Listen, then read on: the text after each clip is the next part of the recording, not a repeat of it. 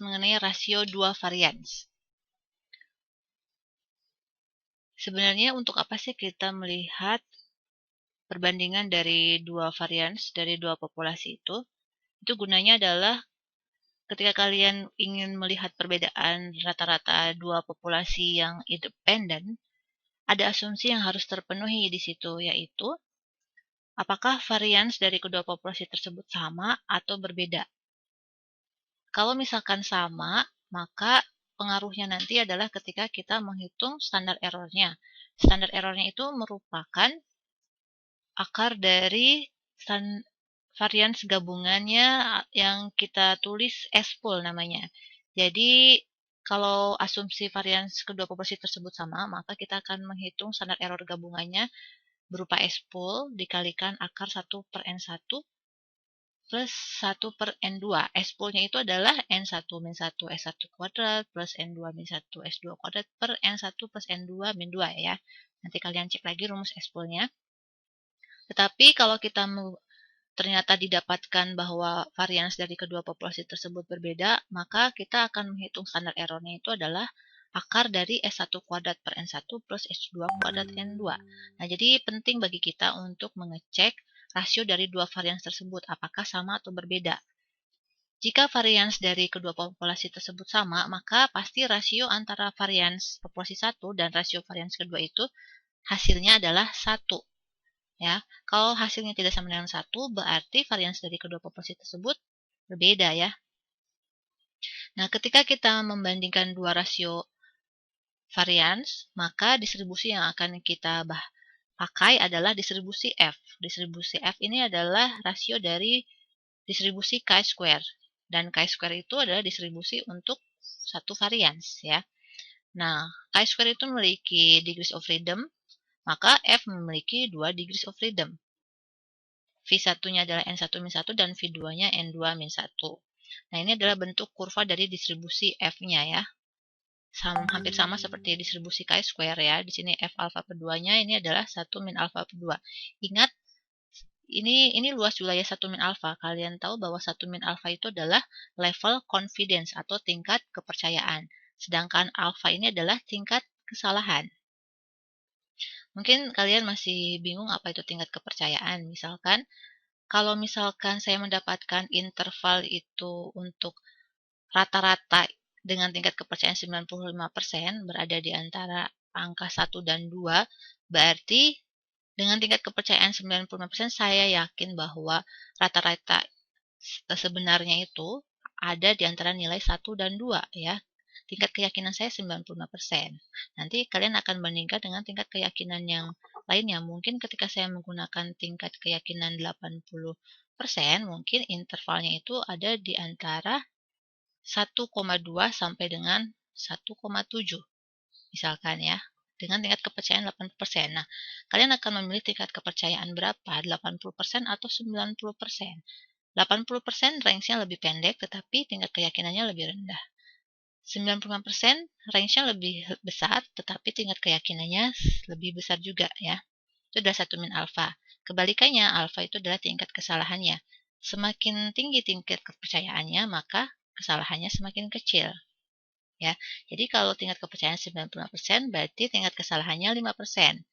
Artinya kalau kita menerima pernyataan bahwa rata-rata itu berada di antara 1 dan 2 dengan tingkat kepercayaan 90%, peluang bahwa rata-rata tersebut salah, tidak terletak di antara 1 dan 2 itu adalah 5% gitu ya.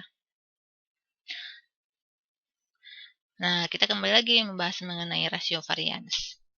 Ya, ini turunannya bagaimana kita sampai mendapatkan formula untuk menghitung confidence interval rasio varians. Akhirnya adalah seperti ini.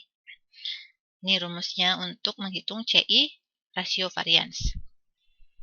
Asumsinya adalah populasinya tetap normal karena kita menggunakan distribusi F. F itu berasal dari chi-square. Chi-square itu berasal dari Z. Otomatis populasinya harus normal. Ini cara penulisannya ya.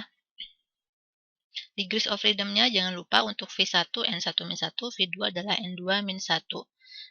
Dan alfanya dibagi 2 ya, karena kita membuat daerahnya itu simetris ya, yang kiri kanannya daerah tolaknya. Contohnya seperti ini. Kita ambil sampel 150 secara random, kemudian diidentifikasi sebagai konsumen atau bukan konsumen fiber cereal ya.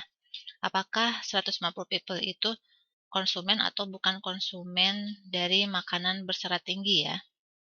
Kemudian dari masing-masing orang tersebut dihitung kalori yang dikonsumsi pada saat makan siang. Kemudian dicatat, dari populasi 1 diperoleh ukuran sampelnya itu adalah 43. Ini yang kandungan seratnya tinggi, yang konsumsi kandungan serat tinggi. Yang populasi 2 itu tidak mengkonsumsi sereal yang seratnya tinggi. Jumlah orangnya 107.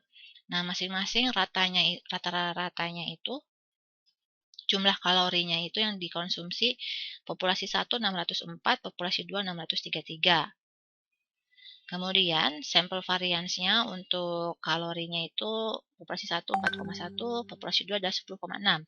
Nah, kita ingin melihat apakah terdapat perbedaan jumlah kalori ya antara populasi yang high fiber sereal dan yang tidak mengkonsumsi high fiber sereal.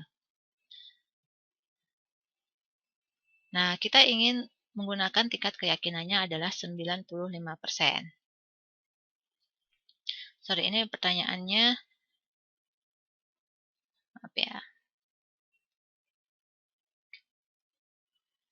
Nah, ini ingin membandingkan atau ingin membuat interval varians ya.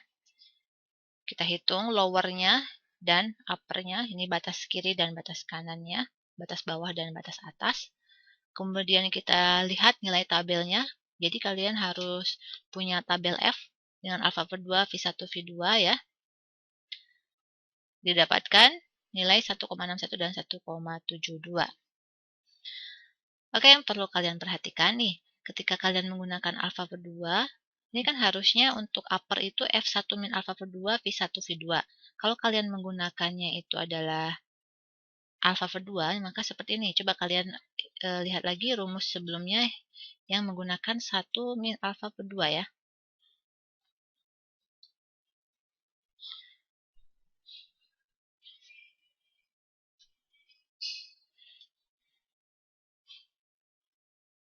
Nah, lihat ini. Sebenarnya kan harusnya kita menggunakannya alfa per 2 dan 1 min alfa per 2. Ya, tetapi karena di tabel itu terbatas, tidak ada yang 1 min alfa per 2, adanya alfa per 2 tabelnya, maka kita gunakan alfa per 2, tapi degrees of freedom-nya dibalik ya. Itu tolong diperhatikan.